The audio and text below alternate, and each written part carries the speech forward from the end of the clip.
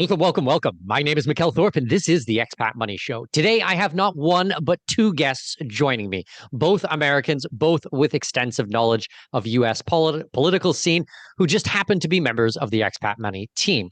And I can hardly think of anyone better to join me for today's discussion about the recent U.S. election of Donald Trump. First up, you may know him from his decade of podcasting on the Lions of Liberty podcast and the Marc Clair show. He currently oversees all of content and marketing here at Expat Money. Please welcome to the show my very, very good friend, Marc Clair. Marc, how are you? I'm fantastic, Mikkel. It's always good to talk to you. On and 100%. Off the mic. Yes, I think we talk about 200 times a day for, 6 years straight or something like that. So. Okay, and also joining us today, he is a political commentator and part of the digital marketing team here at Expat Money. Please welcome my other friend, Remso Martinez. Remso, how are you? Mikkel, I'm in dark MAGA mode, baby. Let's talk about this shit because I was all ready for World War III and Rise of Terminator and stuff. But as far as outcomes go, I'm feeling pretty good right now. Well, let's start right there because, I'm a libertarian. I think I can speak for you guys. We're very libertarians. We're not Republicans, but, I'm pretty stoked right now. I have to say, I'm pretty excited about Trump getting in. I think it's legit good for humanity, good for planet Earth. I want to get your guys' take. We can start there. This isn't really going to be an interview process. This is going to be a free-for-all, lots of memes, hopefully. And as we were talking before, making fun of the Dems. And let's go for it. Well, I just want to say, mentioning being a libertarian, but still being pretty excited about this. And I come from a long history of being a libertarian, interviewing libertarians, how to be the best libertarian, and getting everything exactly right from that point of view. But the revelation that I had a few years ago, it wasn't really a revelation, more an acceptance of a very obvious reality, is that there's never going to be perfect anarcho-capitalism that spreads across the world. And it's silly for us to go around preaching for that and expecting it and being disappointed by anything but that. If that's our attitude, then we will always have disappointment. We will always have something to complain about. And frankly, one of the reasons I disaffected from the libertarian podcasting world and the libertarian political world is because so many people were taking fruitless actions and spending so much time complaining and not doing real actions to enhance their own liberty and put themselves in a better position, which is why I fit in so well with this company, because that's exactly what we do. We actually take action. We actually help people gain more liberty for themselves and their family. So just to lay that groundwork, and I am also excited because look, I think we always hear the most important election in our lifetimes, but we hear that when it's George Bush versus Al Gore. We hear that when it's Mitt Romney and Barack Obama, where the policies literally are not all that different at the end of the day.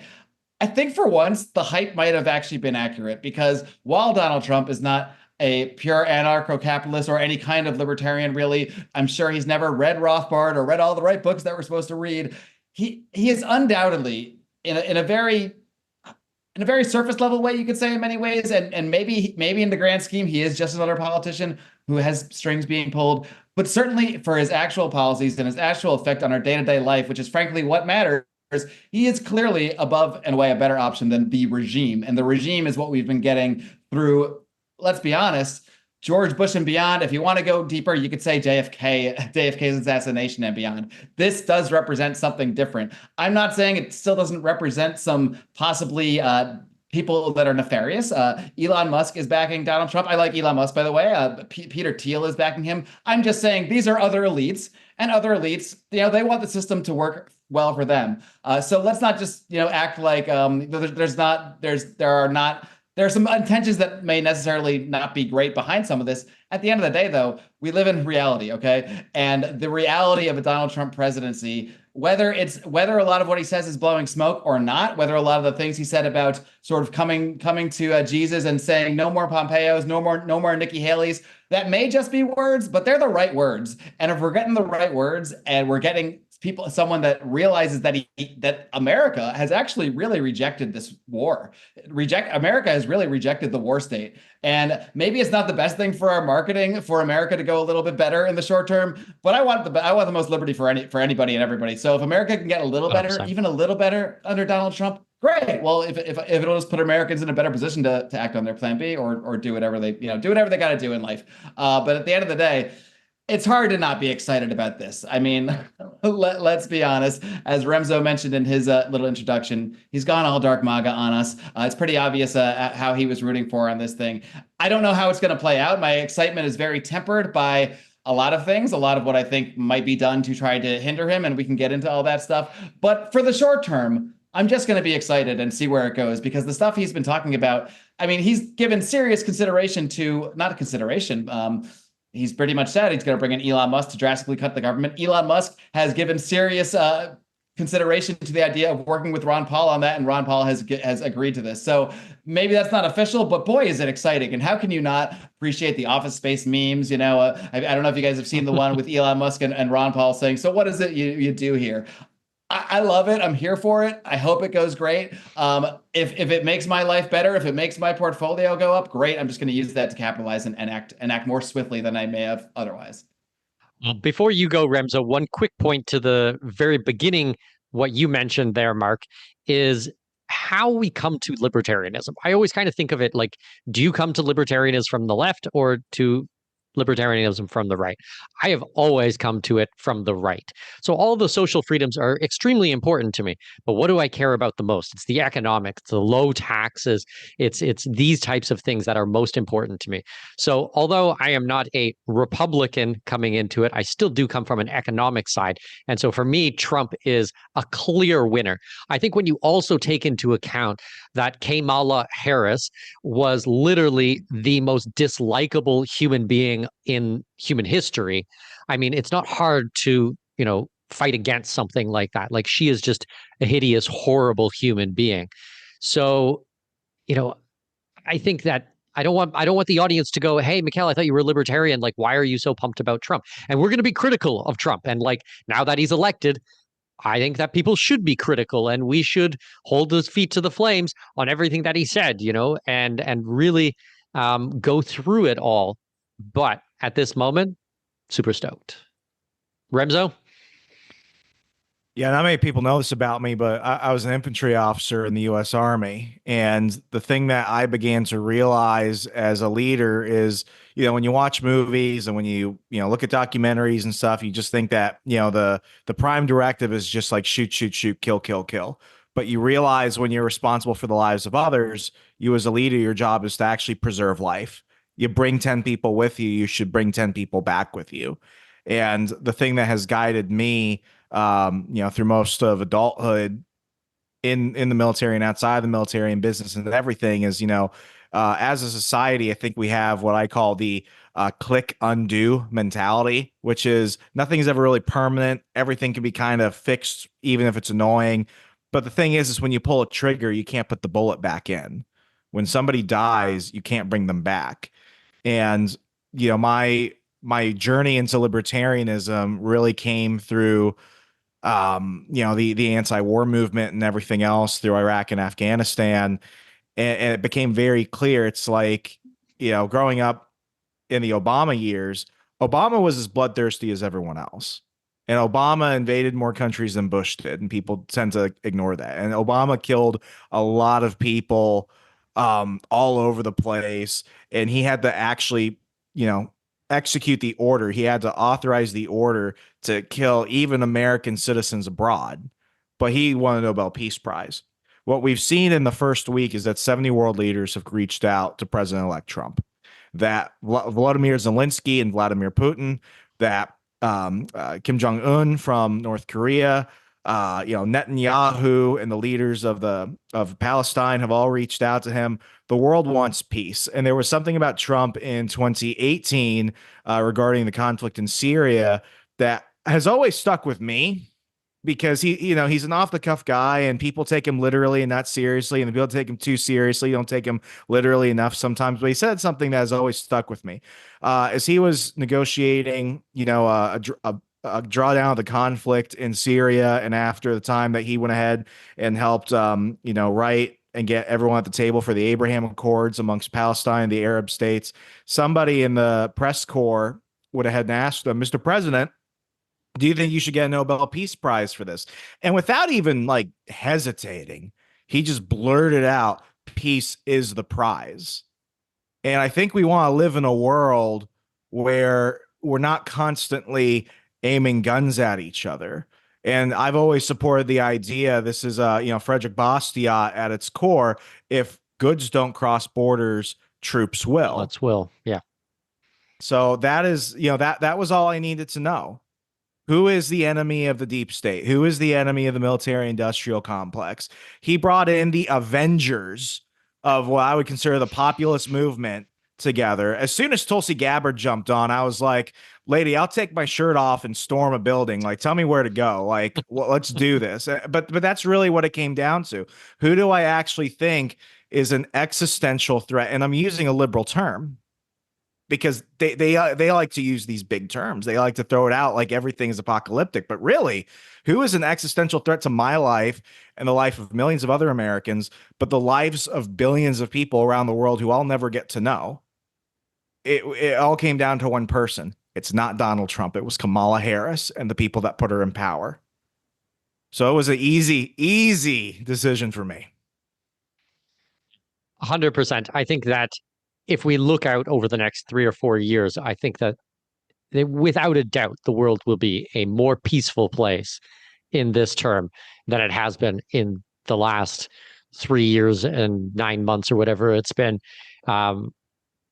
It's just so disgusting to watch what has happened in the last couple of years. Like, you look around and you're like, how is this even possible for so many things to go wrong under one administration? Like, all right, let's stick our finger in Russia's eye. Let's do the same in China. Let's start mucking around in the Middle East again. And it's like, this is unbelievable. And Trump, they want to paint him as the second coming of Adolf Hitler. And he's the only president in recent memory that actually didn't start or escalate a war. Like, I don't understand. It's like whatever he does or doesn't do, they take the exact opposite and they splash it all over social media and mainstream media. And people think like he's literally like Adolf Hitler. Like it's just fucking crazy. For once, I had a moment where I actually had to like pinch myself. I'm like, I'm in the Twilight Zone, dude. And you had Green Day on the same side politically as Dick and Liz Cheney. Like, this is some bizarro world shit right here. Like, what has happened to bring these people together? Was like the ghost of Pol Pot not available?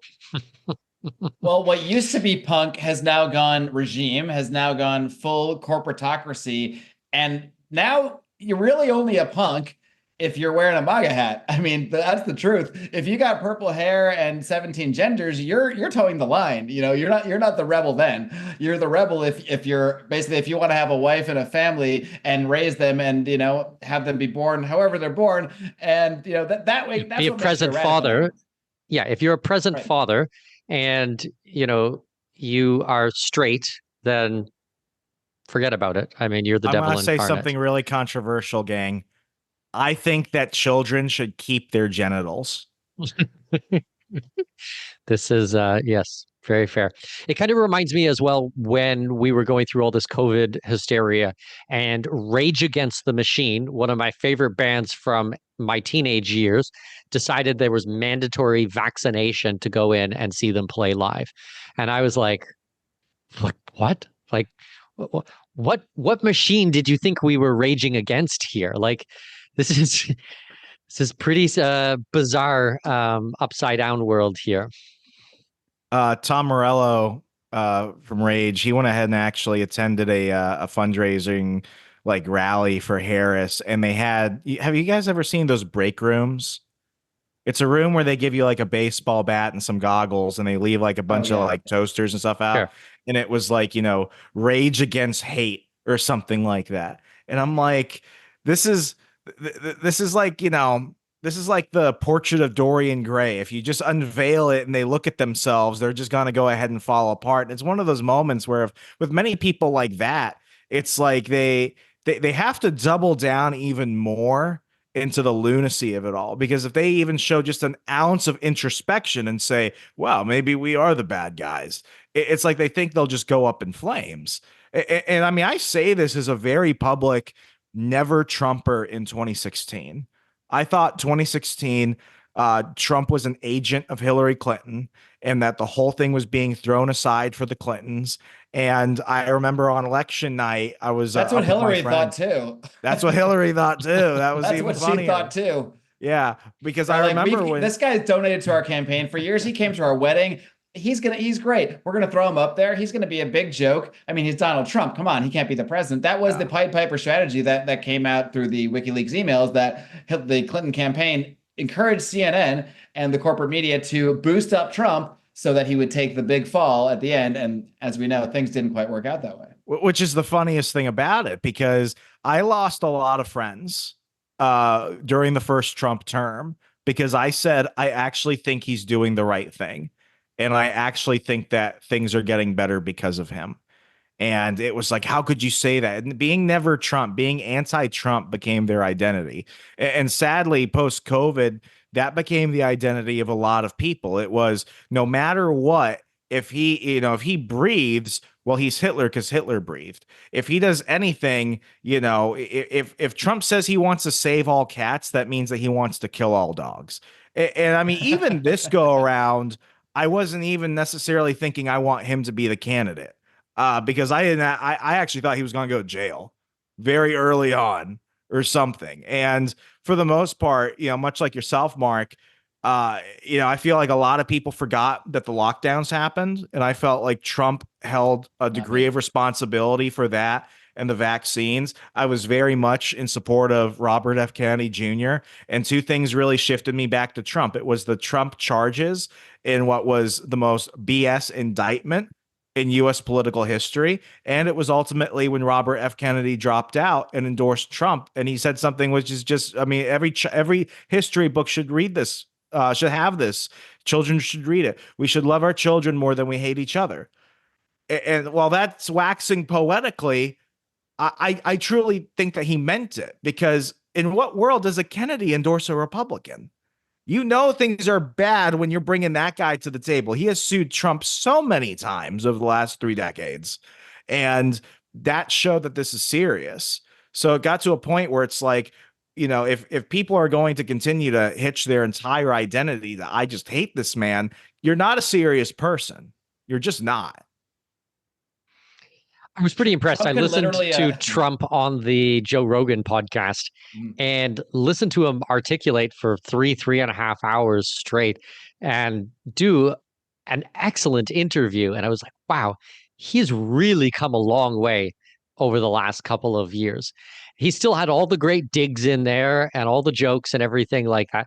But talking about some serious things, I mean, he really did a fantastic job. And I don't know how you could listen to an interview like that and come away with anything other than just admiration for an articulate speaker, someone who's intelligent, someone who really understands a lot of the problems that are going on.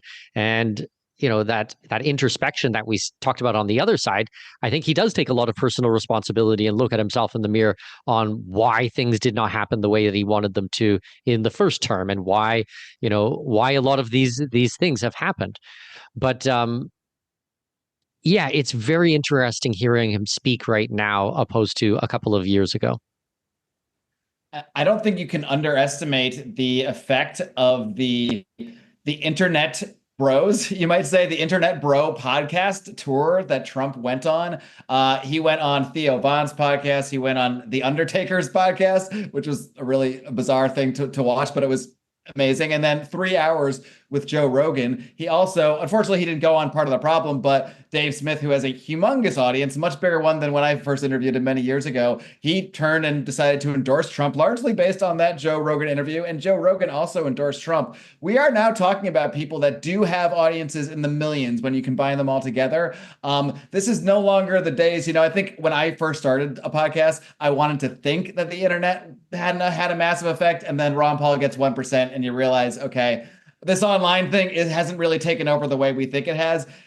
It is now about 16 years after that. And I think we can officially say the internet now won the presidency. I mean, Trump won based on the internet. He did not win based on what you got from the mainstream media. I mean, he did not win based on anything that Fox News even did for him or anything like that. He won based on him going directly to the people. And I guess we cannot really leave out of this conversation Elon Musk taking over Twitter and that platform becoming one where this speech was actually allowed and was able to flourish, whereas 4 years ago, it was gone. The accounts were gone. You couldn't find an Alex Jones on Twitter. You couldn't find these alternative voices. They just weren't there. Now people will say Twitter's right wing, or, the left will say that. No, it's just open now. And it turns out America has gone pretty right wing, at least compared to what the left is anyway. There's also an element of the left going so far left that if you're not insane, you have to be on the right now. Well, sometimes I wonder if you can go so far left that maybe it's going to go all the way around and come back around the other side or something like that. Like, I don't know, like, is it going to stop, or is it like, I don't understand, like, what is going on in this cancerous mindset, which, like, I don't know. What's the saying that, hard times create strong men create good times create weak men. Weak men create hard times. I think we're somewhere in that. Sure. I think we're somewhere in that. Are we getting the strong men from the hard times of the last, because I would honestly call the last 4 years really with the interruption of the 4-year Trump presidency, you could really look at 2008 and beyond as hard times for sure. Let's go even farther than that. I take everything back to 9/11 because, being a kid in the 90s, like, you kind of look at the world at that point. It was amazing. 90s was amazing. It's been all at the birthday.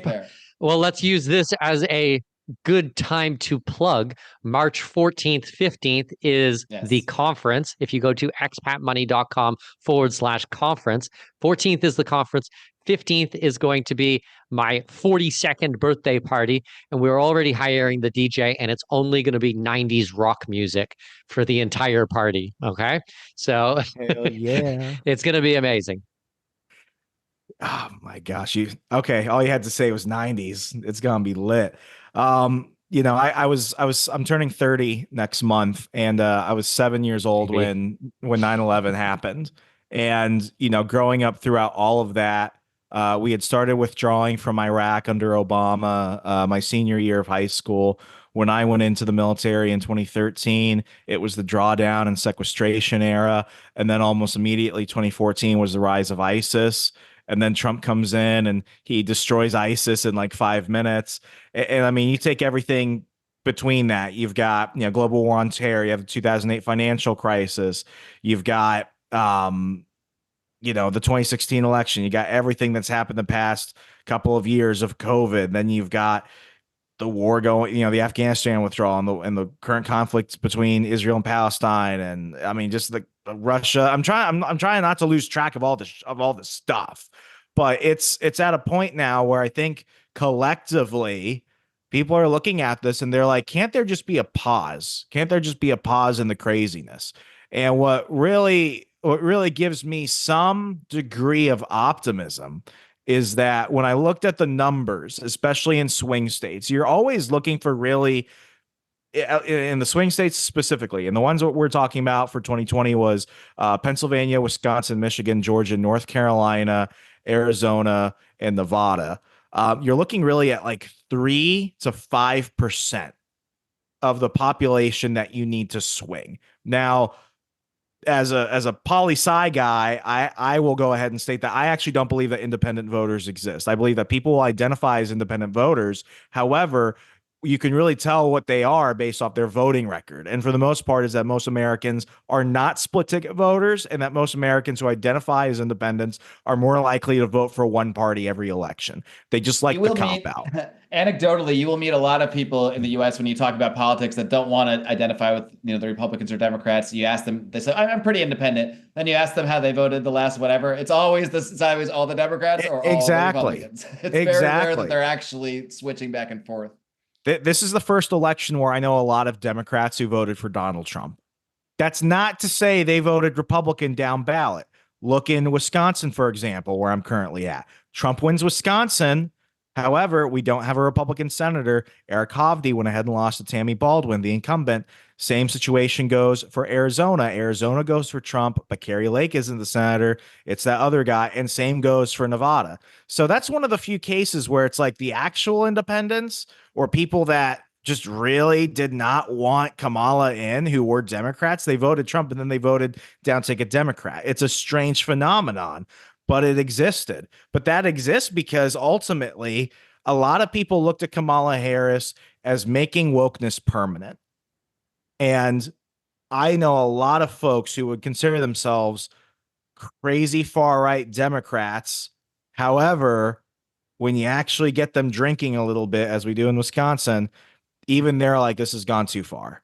JD Vance, when he was interviewed by Rogan, he said a line that I loved. He said, I think we're going to win the normal gay guy vote. And as they're starting to do polls, guess what? They won the normal gay guy vote. Because is that a real demographic that they poll? Yeah, but it's like, it's like the LGB, they're like, this has gone too far. They didn't want the T there. It's like they're even like, this has gone too far for me. So okay, well, I've got a point on that. this one because this one is super, super interesting to me. I have same-sex private clients. I have a whole bunch of same-sex, legally married private clients. And my favorite question to ask them is, how do you feel about all this LGBTQRS, CYN, blah, blah, blah.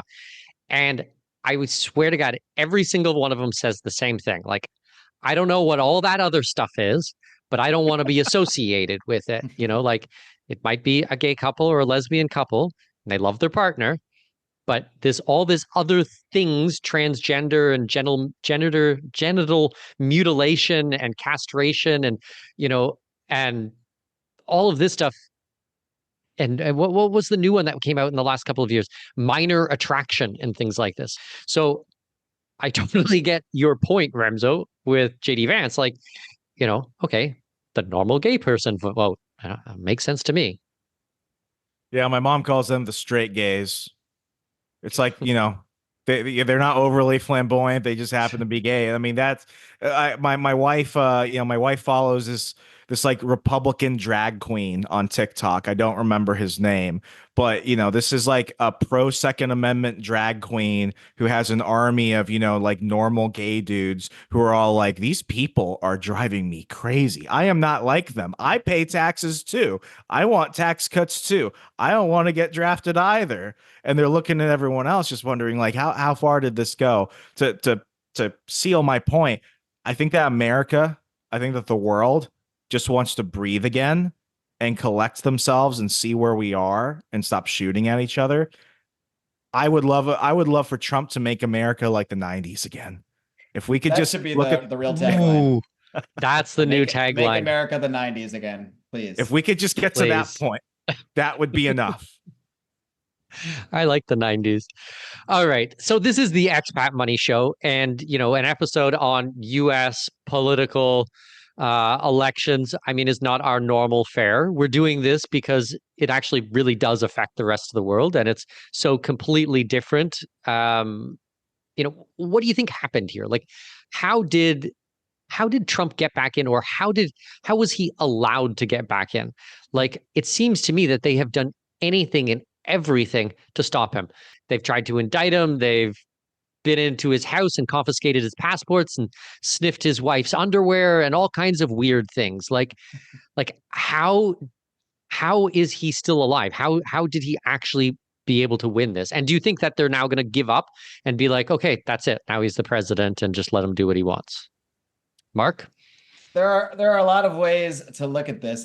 When you say, will they give up? There's a lot of theys here. There's a lot of possible theys that. Okay, that should we get straight on the lexicon here? Who we refer to and they? Well, if you like, will the neocons give up? No, they never give up. They will never stop trying. They will do their best to wiggle their way into a Trump administration. And I think one of the positive signs I've seen is, again, this kind of speaks to the internet controlling things a little more than it used to, or at least being able to lead narratives even more than it used to. He got a lot of flack for giving praise to Mike Pompeo the other day. There was a lot of backlash. Dave Smith that came out, and I think there was a tweet exchange with him and Don Jr. about not allowing guys like Mike Pompeo and Nikki Haley into the administration. And Trump tweeted, while I respect Mike Pompeo and Nikki Haley, they will not be a part of my administration. I think Dave Smith then responded to that. Great start, but we really need to get all neocons out, not just these two. And then Don Jr. retweeted Dave Smith saying, working on it. And that's Don Jr., okay? I mean, this is Trump's inner circle. So the internet, whether it has a real effect or not, I guess it remains to be seen. It's possible they could be blowing smoke. It's possible he might not free Russ Ulbricht as he promised to do at the Libertarian Party convention. It's possible, but boy, are they saying the right things in every single way, as are the people around Trump. And I think Remso's point about the Avengers he's brought together, it really is, regardless of what you think. I mean, there's a million things I don't like about RFK. There's a million things I don't like about Tulsi Gabbard, but they are, by and large, relatively non-establishment compared to this current regime. They are by and large not bloodthirsty warmongers. They have various political political beliefs that I disagree with, that we could debate all day long till the end of days. But they are not the same regime that we have had in power, and they are not trying to lead us into World War III. At least I don't think so. But as you pointed out, no one's evil people don't really give up being evil and don't really give up power very easily. How did this happen? I don't think they can really pull what I don't know everyone's opinion on here. Yes, I think I do. I don't know if they can pull exactly what they pulled 4 years ago, which, let's be honest, looking at it now, a lot of things add up even less looking back at that. And I think in the back 100%. Of many Americans' mind, I think people kind of realize that now, whether they want to admit it or not, whether it's even politically safe to admit it a lot, whether you can say it on YouTube or not. I think a lot of people kind of know what happened now, especially now that Trump has a very, very large mandate from not just the states, not just the electors, from a large majority of the U.S. population. He has been given a mandate, even in places you could say it doesn't matter. If you look at the map of California, that thing's mostly red. Yeah, he still lost California because of Los Angeles and San Francisco, basically, but that map's mostly red. So America is changing, for better or for worse. America is absolutely changing, and thank God it's at least changing towards the person who is talking about peace, who is talking about cutting taxes, who is talking about dramatically slashing government, who is talking about cryptocurrency and making it more viable. All of this stuff. Maybe he's blowing smoke, but by God, at least we have the ammunition to hold his feet to his fire. And if Trump comes in and starts bringing neocons in, his presidency will not go well. I do really truly feel like we are in a new era where the internet vote, in a sense, the people are moving the narrative a lot more. And the truth is, the American people have always been anti-war. The anti-war candidate has won every election. If you look at every election, the candidate that was a little more anti-war, now a lot of times Romney and Obama, Romney and McCain, they're pretty close. But the one that's a little more anti-war always wins. Nobody likes war. Nobody loves sending. I mean, so many people, the advantage, I guess, to this of almost everybody knowing someone in the military is we all know someone in the military. We all have family and friends in the military. We don't want them to die. Their family and friends don't want them to die. And at the end of the day, the people in the military, as we have as an example of here with young Remso Martinez, they know more than anybody the horrors of war, and they know more than anybody how much BS most of the wars we have fought are. So of course, it's a very positive thing that this happened. And was it allowed to happen? That's kind of like, this deeper question. In a sense, yes, because they didn't do the same thing as 4 years ago. I also think they couldn't really get away with it the same way for a lot of reasons. They had the right. Well, I mean, you hinted at it, but factors. I saw some graphs, and we're going to have to do our own little research and fact check, but it was basically the number of voters over how many elections. And it was like, all of a sudden there's this massive spike for one election. And then the next election, it's completely dropped back down to normal numbers. So it's like, where did all of that, however many millions of votes, where did those come from?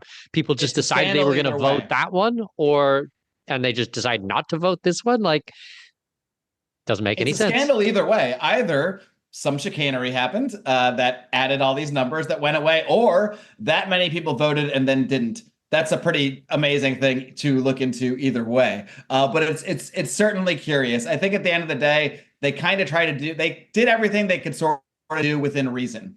And then I think they sort of gave up. And I honestly do believe, while they would have loved to have a better candidate than Kamala, I really like to think that Joe Biden threw them under the bus and he said, screw you guys. I don't want to step down. You want me to step down? Okay, you got Kamala. And he went out and he endorsed Kamala. And then that put him in the spot. Well, the president just made the endorsement. We have nothing else we can do. It screwed their plans. They were hoping to do a Gavin Newsom and maybe actually try to take out Trump between that and the legal stuff. And I think it just didn't work. And they couldn't pull the same bullet they pulled 4 years ago because that took a lot of coordination. And now there are people looking out for that stuff. They couldn't have done the same thing twice. They had to try a bunch of other things. They tried a bunch of other things by the grace of God or by whatever other means, by luck or whatever you might think. It didn't work. And here we are. To address your Every point time you earlier, say Kamala, I think of my friend Doug Casey, who pronounces her name Kamala. If you guys speak Spanish, it's basically like, how bad? And I'm like, yeah, this is pretty much it. It's like, Kamala. Like, how bad? Jeez. Sorry, continue. Fine. To address a point you made earlier, Mark, I don't say that this was a deliberate mistake by, we'll call him Trump version 1 when he won in 2016. I will say this was a naive action, but on that Joe Rogan podcast that Mikkel mentioned earlier, I think it's like around the second hour is when he actually starts like getting broken down. And he's like, yeah, I messed up a couple of things, if I'm being honest. He trusted the people around him. And he was like, I did not know how to form a government. You've got these thousands of political appointee positions, and you got to fill them within the span of a couple of months. And he was not expecting to win. The big mistake he made, too, was he didn't just blanketly fire a large portion of the federal workforce. Every president does. Not to the degree, though, that Obama did. In 2008, he virtually took out all of Bush's political appointments, and then he told a lot of the federal workforce to resign so he could fill them in with people who could hire their own people to come in. And he did so. And this is very Machiavellian. This is very 48 Laws of Power by Robert Greene. Obama was really good at keeping a very tight cabal of people that were on sync with the intentions of what they wanted to do and the mission they had at hand, which was to fundamentally change America in a progressive direction. Trump didn't do that because Trump thought that the people around him were good people who had good intentions for America, and he felt that a lot of people in the federal government were patriots. And he even put out a letter as president-elect saying, hey, I'm not asking anyone to leave your jobs. If you know what you're doing and you want to do what's good for yourself and the country, stay. And those people stayed. And then they said, F you. And for 4 years, whether it was like, I don't know, like the Parks Department or the CIA, you had everyone working against them, Democrat and Republican. What I want from Trump 2.0, because the stakes are so high, is he's got to fire everybody. Everybody. He's got to do what Obama did. He's got to pull in the people around him, that team of rivals, as RFK, titled them as he was putting together this unity ticket. And he's got to be tight-lipped. No more leakers, no more anonymous sources, none of that. He's got to keep things going as tightly as possible, because the big challenge now isn't just reversing the course of Joe Biden's government. I think what we really need is 12 years of a Republican administration, especially while we have the Supreme Court. I'm not saying J.D. Vance. I would like J.D. Vance to be the successor and possibly, run 2 consecutive terms if he's lucky. But right now, we have what we have not had since FDR. We have an overwhelming Republican Senate. We have a Republican House. We have a Republican Supreme Court. And he will, within his term, go ahead and replace Sotomayor and potentially Clarence Thomas with somebody younger. He will impact generations, much like he did with just the last 3 picks, Kavanaugh, Comey Barrett, and Gorsuch, who during Biden's term overturned Roe v. Wade. People can have their opinion one way or another, but that was a Trump ramification. I think if we want to go ahead and destroy wokeness, if we want to go ahead and actually purge the deep state, I'll say it now. We need 12 years of Republican presidents. Mark, all depends on who they are. If they do the stuff I want them to do, I would agree completely, But I mean, like what you said about what Trump should do, the truth is, and like this is the kind of thing that maybe I would have back in my very, very libertarian days, I would have said, ooh, statism. But the truth is, if you're going to have a government and you're going to run it and you're going to push through your agenda, you have to do what Remso is describing. You have to actually take control of it. And frankly, in 2016, look, he didn't have the popular vote. He had it's not a contested election. He did have he had the electoral college and won cleanly, but he didn't have the same kind of mandate in the sense that America didn't popularly vote for him. That didn't matter legally, but it matters in a PR sort of way, and it matters for what he can sort of get done. Now he has a very clear mandate from the American people, for better or for worse. But if he can use that to actually do what Remso is saying, actually take over the government, actually clean them out, actually get rid of the people that hire the people that hire the people that are all on the same side, that are all basically working for the same regime that has been in power for decades. Yeah, you got to clear them out. And I hope he does it. And I hope it makes everyone squeal along the way, as I'm sure it will. So here's the real question, especially for this podcast. With things starting to hopefully maybe go in the right direction in the United States, should we still be expats? Should we still be looking at all of these types of things at other countries about moving money offshore, having foreign real estate and foreign bank accounts and extra passports? Is all of this stuff still important? It's funny you bring that up, because I was speaking to some people who remain anonymous this past week, that they kind of know what I do, but they don't fully know maybe what my politics might be behind it, and they kind of said, oh, well, with this election, you probably have some great marketing here. This is, them assuming that, Trump is horrible. So of course that's great marketing for us. But as we've discussed this week, I think you and I have no interest in helping export American leftism to otherwise perfectly nice countries like in Latin America and a lot of the countries we work with. A lot of the countries we work with do not have a woke problem. They do not have these issues that we have in America. So American leftists, I think we can tell you right now, if you want to flee Trump, you're looking in the wrong place. You're probably not watching the show anyway, but you're looking in the wrong place. We're not interested in helping you guys out. Of course, now, if things get better in the short term, a lot of things have been going up. The market's been going up. The market seems to think that Trump is going to be better for the U.S. economy. That's a good thing. I think all of us want everyone's economy to be good. Now, the elephant in the room, is that better for our company's marketing? Yeah, in some ways, Kamala winning would be the better thing if we were just looking at pure marketing. It's easier. All right, let's be honest. If Kamala wins, our job gets a lot easier because the emails are easier to write. They give us plenty of material, no problem. But the truth is, the reason that people have become expats, the reasons that people set up an offshore plan B, they don't do it because of any president that happens to be in power in any one moment. They do it because they understand the underlying reasons for doing so. Even in the best of times, in the best possible universe, you always want a backup plan, and you always want diversification of your finances. Now, to many people growing up in the US, diversifying your finances means putting them into a mutual fund in your 401k and not worrying about it, because they're going to diversify that thing for you, so you're all good. Of course, here, when we talk about diversifying, we mean diversifying offshore so that your finances aren't all connected to the fate of one country.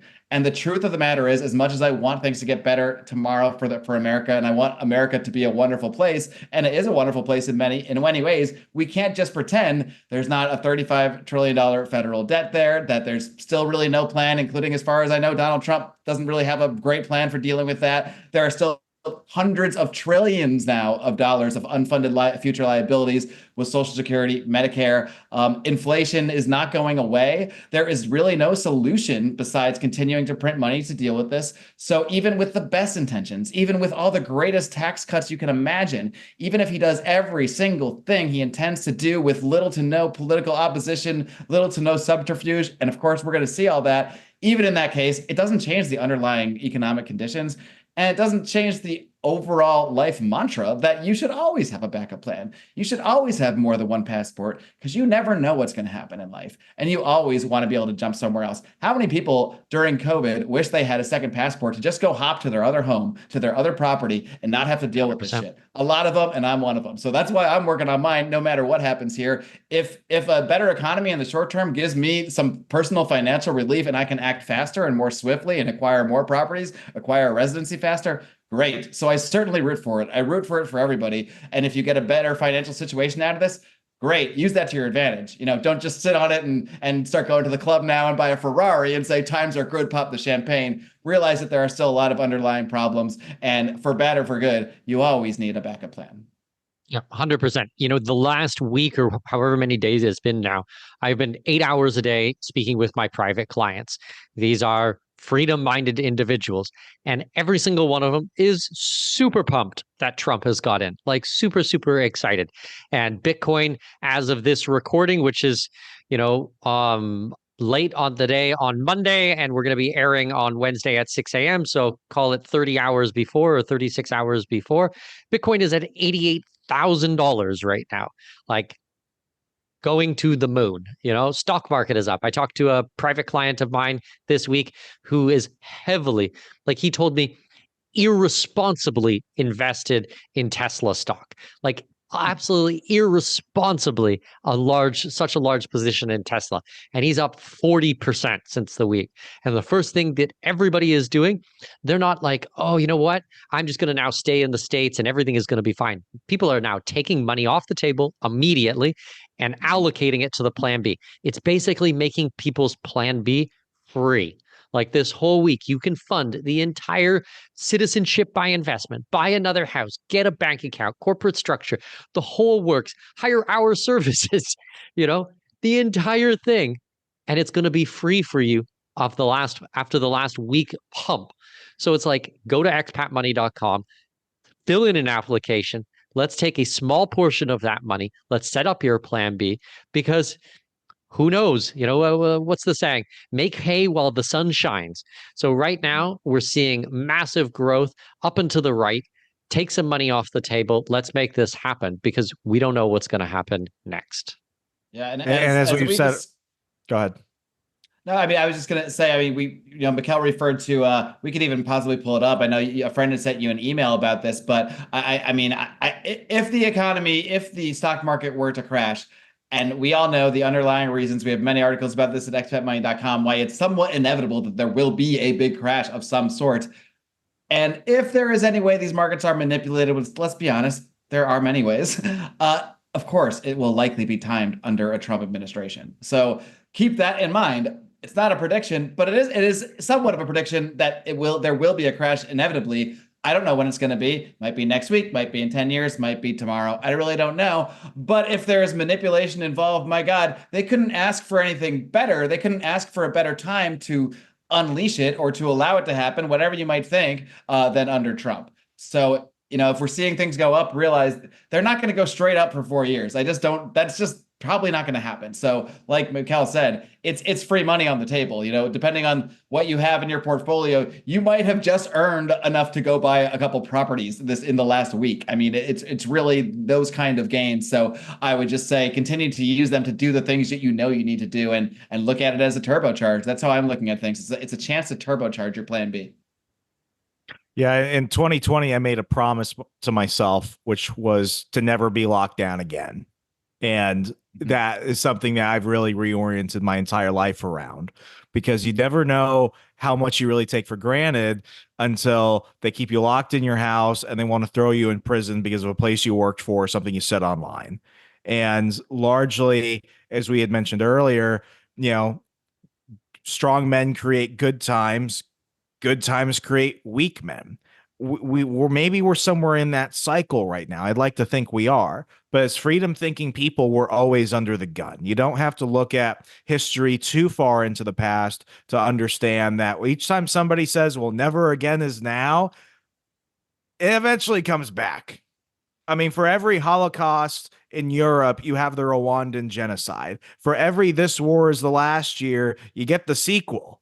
And even when things were looking really good under Trump, term one, we still had everything that happened. China developed a bioweapon. Democrats in the United States went ahead and instituted lockdowns that other countries even thought were a bit too much. Europe is crazy. Australia turns back into a living penal colony. Like, it can happen. And that doesn't mean that any of the things that you gentlemen mentioned go away. And I have to remind myself this, I have to remind others this. Yeah, celebrate right now. Feel good right now. feel awesome when things go great, but that doesn't mean get comfortable, because you have the burden of knowledge, and with that comes responsibility.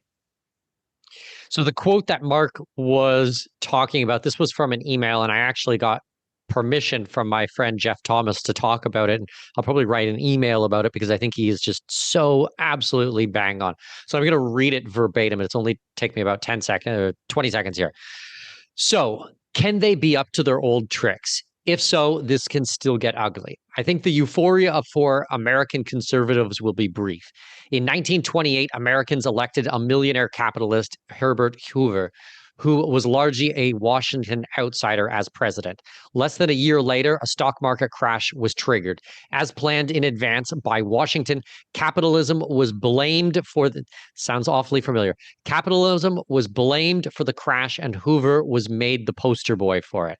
The hatred of Hoover was so strong that Americans stupidly voted for FDR in 1932, and Democrats enjoyed a 20-year run, holding the presidency, House, and Senate for 20 years and converting America largely into socialism in the bargain.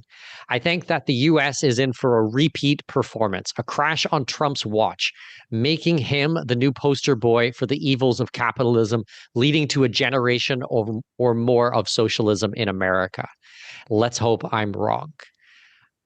Super insightful, super powerful, and unfortunately, I would say super accurate as well. What's the phrase? History. They say history repeats. I like the history doesn't repeat, but it does rhyme. And there's enough rhythm here that I could certainly see something quite like this playing out. It honestly could go either way. It's hard for me to see that quick of a backlash, but again, if there is that big of a crash and it's blamed on all these, which are going to be, it sounds like, dramatic changes to the government, especially if they really do slash a bunch of spending, especially if they do all these things, it will give the ammunition to say, look, we told you these, even though we know they're not going to be real free market guys, but they're probably going to be better. Or if they cut taxes, they'll be able to point to all this. Look what happens. Look what happens when you even dabble with this free market stuff. So I could certainly see it playing out. I certainly hope not. I really want to think that this leads to more of a putting away of woke. Well, there's wokeness and there's leftism, because they could possibly keep woke away and realize that strategy just didn't work. Keep it in a lockbox somewhere, but still try to proceed with economic leftism. So I think woke culturally is going to have a tough time coming back, but that doesn't mean that the leftist economics might not come roaring back. Well, I think that Americans are also not prepared for these types of difficult times. You know, it's one thing for Trump to come in and say, he's going to slash taxes and cut government spending. First of all, the things that he's able to cut government spending on are not the big things. Like, he can't deal with the national debt. He's not going to be able to cut Medicare and Social Security and everything like that. So it's going to be a lot of rinky-dink things, which is not going to be enough. But I was listening to another commentator the other day, and they were talking about, is this not the same as Milei coming in, Javier Milei coming in and slashing and getting rid of the tax department in Argentina. He told them in advance how difficult this was going to be, how horrible this was going to be, that prices were going to rise, that this would be painful. Trump's telling them, hey, we're going to cut all these taxes, we're going to make all these reforms, but, you know, everything's just going to be hunky-dory while we go through this. And it's like, that's not true. I mean, if he's going to cut all these taxes and you're $35 trillion in debt, where the national debt is now more than $8 trillion, it's basically more than all other government spending, including the military combined. And like, where are you going to get that money? The only way is massive amounts of inflation, just money printers to pay back this debt. So now your money, so they're not taxing it, but they're invisible taxing it from you with the other hand. So I just don't think that this is going to end like people want. And I can fully see they might not do it, you know, the day that he steps into office, because that's not going to make sense. But in preparation for the next election, or, you know, maybe 18 months out or 2 years out, just absolutely crashing the economy in such a horrendous and difficult way that people will absolutely be voting back for socialism because they'll be in so much pain. And yes, I fully believe that they can just flip a switch and make that happen. That's when you start to understand the Federal Reserve and central banks and what they do, and the LIBOR and how money is printed and how money is lent and the rates and everything like this. They can absolutely crash the stock market at any moment that they want. They're going to pretend that it's magic and nobody saw this coming. And it was just like, it's too complicated for us barbarians to understand. But actually, if you study a little bit about economics, it makes perfect sense. And they've done it before, and they will absolutely do it again. Yeah, there are a couple things that we've touched on over at expatmoney.com. And, one of the things that, our listeners would really be interested in is what he mentioned about a month or so ago, which is ending the double taxation on American expats. To kind of look at things more broadly, something that Kamala Harris hit Trump on was something that she titled the Trump tax, which really kind of feeds into the ignorance of Americans. And just to kind of throw some footnotes in there, one of the most Googled terms on election day was, did Joe Biden drop out? So that tells you what you need to know about the American electorate. They woke up and got to there and said, "Where's Joe? Why isn't his name on?" Who's this Kamala person? But Kamala. yeah. But he is he's been very strong on, I want to end the income tax and I want to replace it entirely of tariffs, go towards essentially a consumption tax. While there's pros and cons against that, and I don't have an opinion on that, I just think that the income tax is regressive and it disincentivizes people to do more. I do understand that there are issues when you're playing the tariff game, and I don't think Americans really can comprehend the argument itself enough to have a opinion for or against it. That's going to be one of those things I think he will find large Republican opposition from. In terms of Democrat criticisms of Trump that are valid, federal deficits, spending, that all went up under his first term. He didn't build a wall. The man who was going to shrink government shrank the federal workforce to a degree, but he also built Space Force. We can't deny that he did those things. And to Marc's point, yeah, he deserves plenty of criticism for that. But I do agree with you, Mikkel. This is one of those situations where the way that our government's set up, and this is where American libertarians, they kind of miss the forest for the trees. We're not Argentina. We have 3 co-equal branches of government, and Republicans don't like running things by executive fiat. Biden did that. Trump did that less. Obama loved that, and George Bush made it a kitchen table term. So, the difference isn't going to be in light years, it's going to be in miles.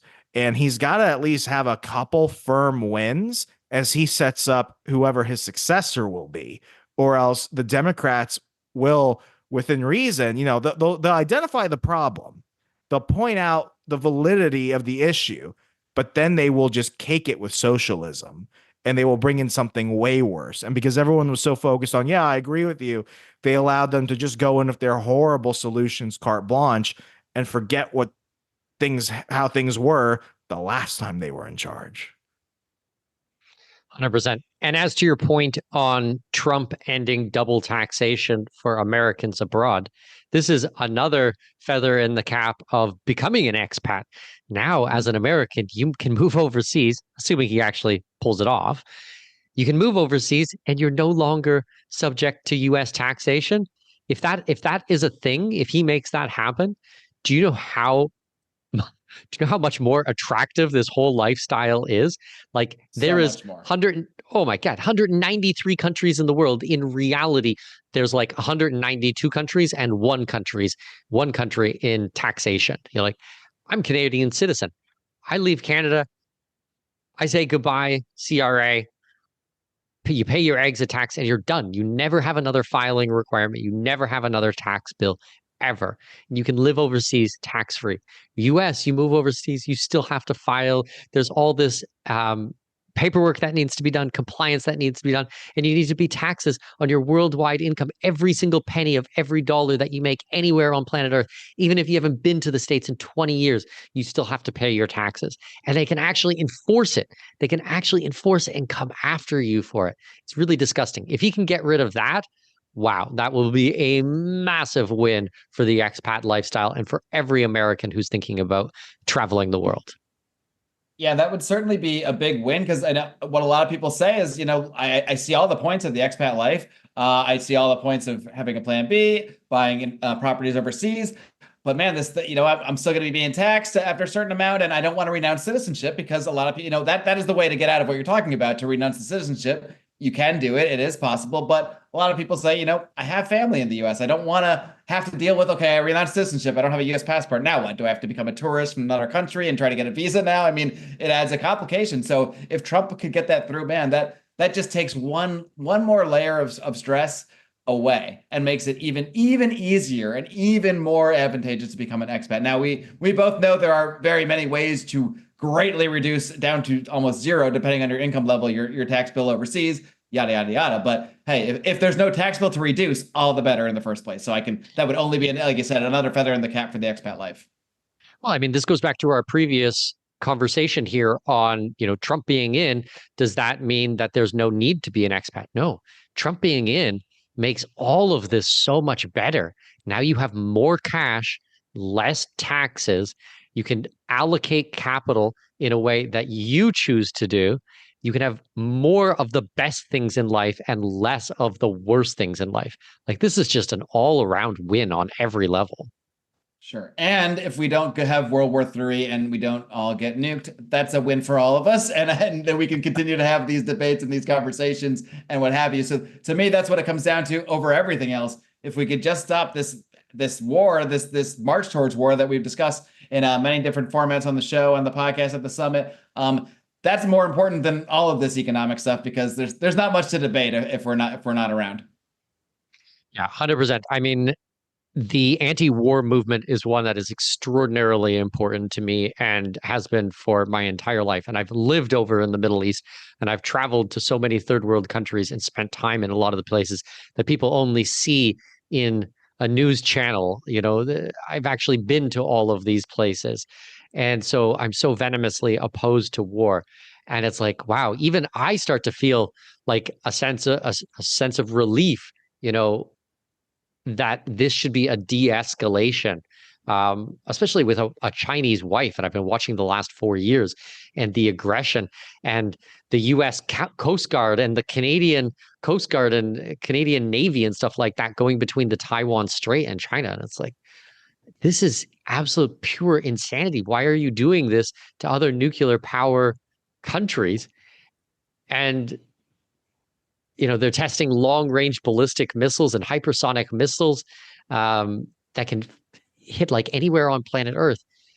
And you keep poking your finger in their eye, like over and over again. China, Russia, like there's no grown-ups in the room. I just don't get it, like over the last 4 years, what the hell people are thinking. Okay, the next thing that I want to discuss with you guys is kind of the BRICS situation and how it relates to expats, and whether you guys think that things are going to change now that Trump has been elected. I have my own opinions about this, but I'll let you guys go first, and then I'll chime in after. Remso, do you want to kick us off? Yeah, I mean, you're when you look at the BRICS nations, you're talking about several of the biggest. You're talking about several of the biggest economies in the world, the most populous nations in the world. You can't put the genie back in the bottle with this. I mean, just look what we did to Russia. Assume that Trump is able to negotiate peace between Ukraine and Russia. What percentage of their male population is dead? What did we do to whole industries? We have just turned the clock back in a way that even, what was it, like cold water therapy or whatever, shock therapy?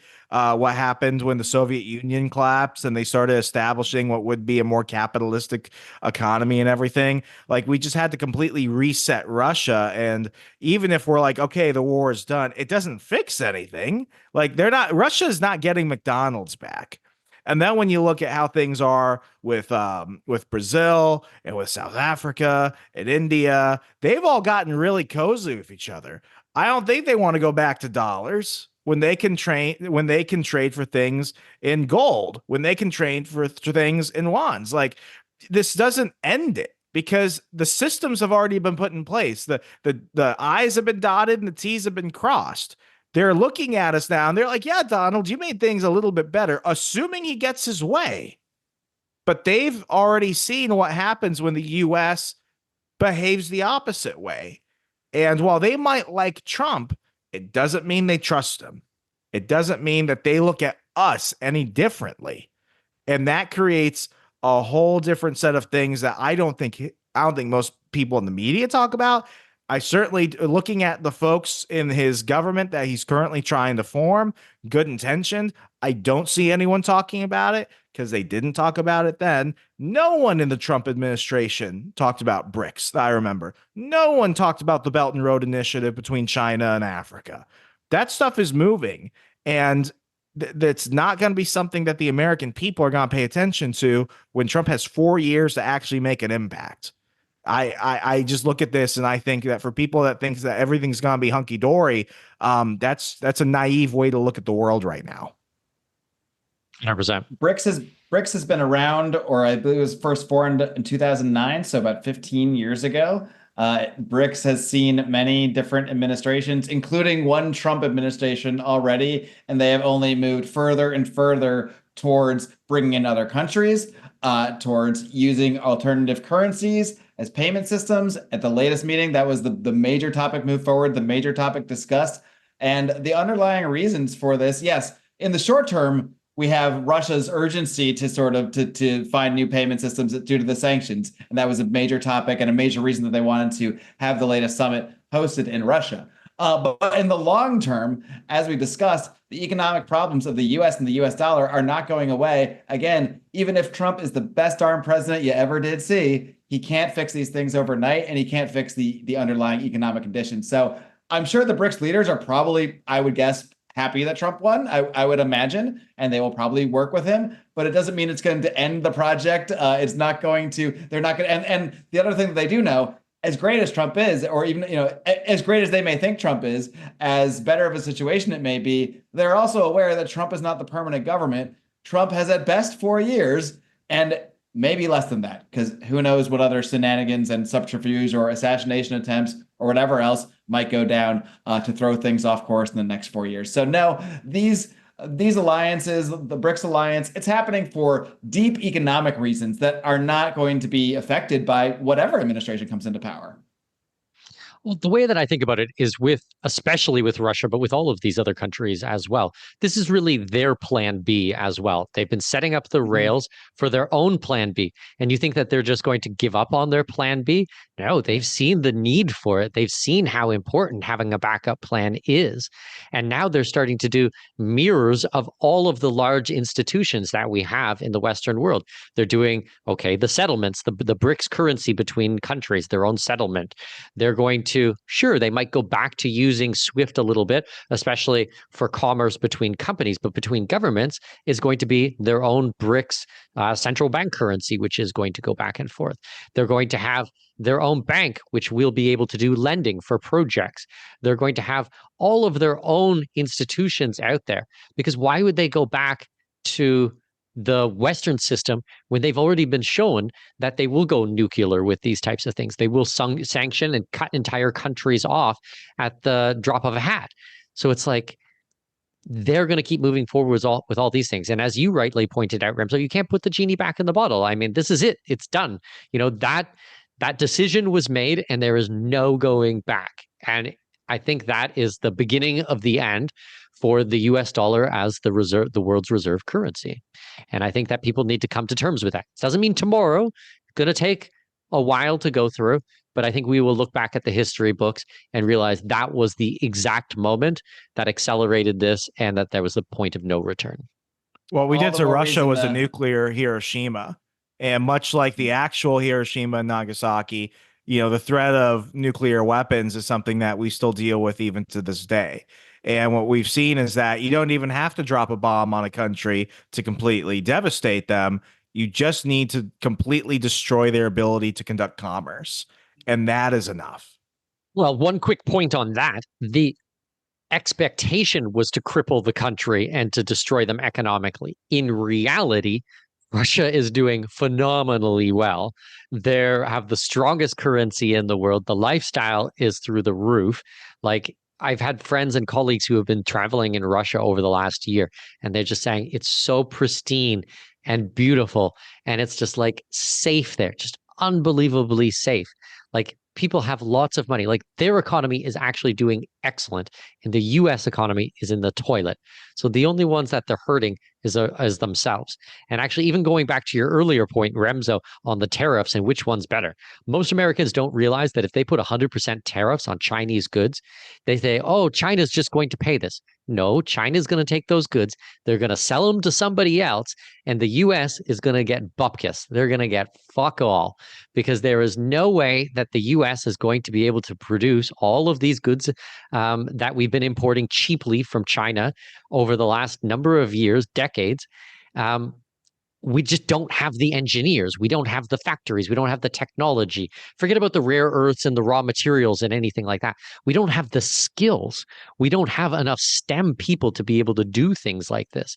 So forget about getting a new iPhone every single year. And if you are going to bring it out, instead of $1,000 or $1,200, it's going to be like $3,000, and you're going to be the one that's going to pay it, because it's not going to be China who's paying it. Like it's going to be the U.S. consumers that are going to be paying the extra prices. So whatever we try to do to other countries to hurt them, we end up taking back tenfold on ourselves. So you got to be super duper careful with this stuff. Absolutely. I mean, we could talk a lot about a lot of Trump's economic ideas that are not good. You know, we talked a lot about his potential tax cuts, cutting the government, et cetera. And look, I mean, you could go either way. Yes, on their surface, tariffs aren't really good. Now, for Trump, he uses them sort of as a political lever, and you could get into all the 5D chess type conversations, and I could really go either way depending on the situation. But either way, as you rightly pointed out, if he does institute tariffs, they will have economic consequences in the short term on the U.S. Some people might make the argument, well, in the long term, we'll bring more industry back. Well, maybe that's true in the long term, but as you pointed out a couple times, then he hasn't really described how bad that short term is going to be and how rough that's going to be. And guess who's going to be president during that short term? So again, it might not be all roses. One of the biggest pieces of my work is getting people mentally prepared for the reality of what is to come. This is such a massive part of my work. And this is why when I tell my clients, like, we have 100% success rate. What does that mean? It means that every time we move someone overseas or we do their offshore plan, that they go through with it. They're still overseas. They're enjoying their life. We've never had someone that just turn around and be like, you know what, this is not for me. And it's because I spent so much time on the front end mentally preparing them for what's happening. Trump is not mentally preparing anybody for what's going to be happening on the economic ramifications of these types of decisions, whether it's cutting the taxes. I despise taxes. For me, the correct percent of taxes owed, your fair share is 0.0%. That is absolutely the correct amount. However, there are some problems with that because of the spending. So you can't just cut the revenue, continue on the spending, and just think like, all right, Mexico's going to pay for the wall. Now China's going to pay for the tariffs. Like, everyone else is going to pay for this bill. And it's like, no, you got to pay for it. It's yours. It's your debt. It's your nation that's been irresponsible, racking up all of this and exporting your inflation for a number of years. But those chickens are coming home to roost. I mean, it's like, you know, we've been saying this for 20 years. Like, you can't kick the can down the road forever. And it's like, I think it's finally here, you know, that people are going to have to come to terms with the life that they've lived over the last 20 years. But yeah, I just don't think that Americans are mentally prepared for this whatsoever. And so, to not sound like a broken record, but once again, I highly, highly, highly, highly suggest taking a bit of money off the table, putting it offshore, using it to formulate your plan B. We don't know how long we've got right now, but it's a breath of fresh air. We've got some breathing room here. Let's get some real work done. And then if things go to hell in a handbasket again, God, you'll be so grateful that you were responsible and, you know, calm down the partying a little bit and took a little bit money off the table. Like, I feel like such an adult here, you know, like try to, you know, talk about caution, but no, Mikkel, I want to party. I mean, here's the thing. Even if the party continues, okay, so the party continues, and I've got real estate that produces income, or I've got another place to go live. There's not really a downside to having the plan 100%. B in place. There's no, so hopefully the party continues. I mean, hey, I love a good party. I love everything to be glorious and wonderful, and I'm still going to be happy that I have another party to go to, so to speak. 100%. Well, on that note, I think we will wrap up our amazing conversation. Final thoughts, Remso, what would you like to leave people with? Marc, you're on deck. Folks, enjoy the time that we got. Take a breath of fresh air and, pray and hope for a better tomorrow. But as free thinkers, as Mikel and Marc have said, we can't ever just, sit on our laurels and not take advantage of good moments when we get them, because they are what prepare us for the bad moments, not if they happen, but when they happen. And if anything, you should definitely see this as an opportunity to invest in yourself, secure your freedom, and get your plan B ready to go when you need it. 100%. Well, I'll just reiterate what I've said a couple times. It's not the time to tap the brakes. It's the time to put the foot on the gas. So if you have some extra gas in your tank, then great. Put the foot on the gas even harder, because it's just it only represents an opportunity. That's what I'm doing in my own life. I'm using this as an opportunity to capitalize on some good times, to beef up my plan B even more, to turbocharge my plan B as I'm looking at it, to move up my timeline. What might have been a year and a half timeline on something, now maybe it can be a 6-month timeline. Look at these little ways, take advantage of it. Don't just chug all the champagne, because you might wake up to a very different party the next day. Yeah. The last election, quick side note, the last election, I was at my friend Luigi's house and we drank our faces off watching the election. And I crashed at his house and passed out at around midnight. And when I woke up, I had a 4-year hangover and it was absolutely brutal. So let's make sure that we don't drink too much here and we don't have all of us in the world another massive hangover. No more Biden, no more Kamala. I don't think the world can take it. So on that note, everybody, I hope you guys enjoyed this amazing episode, my I guess panel discussion on this one. If you guys want to get a helping hand on your plan B, if you want to work with us here at Expat Money, make sure you go to expatmoney.com. Top right hand corner, there is a big orange button that says work with us. Fill out the application form at the bottom of that. Let's jump on a call. Let's see how we can help you with your plan B. Also, special note, March 14th to the 15th, we're going to be doing the in-person conference, as well as my 42nd birthday. It's going to be a massive event, massive party. You can find out more information by joining the newsletter at expatmoney.com or going to expatmoney.com/conference. Grab the tickets. There are very limited supply tickets. We do not have unlimited on this. We do not have millions and millions of tickets. Once they're gone, they're gone. So if you guys want to come and hang out with us in person, and we will be having Marc, you're going to be our MC for the event, and Remso, you will be managing a lot of the events. So you guys will see you guys in person there, and I will be a speaker, as well as a whole host of my trusted friends and partners, my colleagues that we work with. So it's going to be pretty amazing. So go to expatmoney.com/conference, and hopefully we'll see you there. Gentlemen, thank you very much for your time. I appreciate it. And I will talk to you guys tomorrow morning, I guess, at work.